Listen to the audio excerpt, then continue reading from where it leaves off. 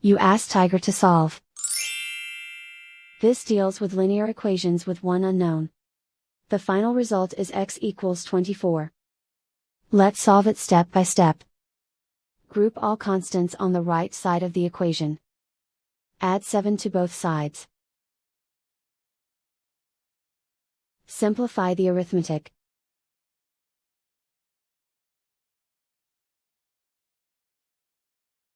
Isolate the x. Divide both sides by 2. Simplify the fraction. Find the greatest common factor of the numerator and denominator. Factor out and cancel the greatest common factor. And so the final result is x equals 24.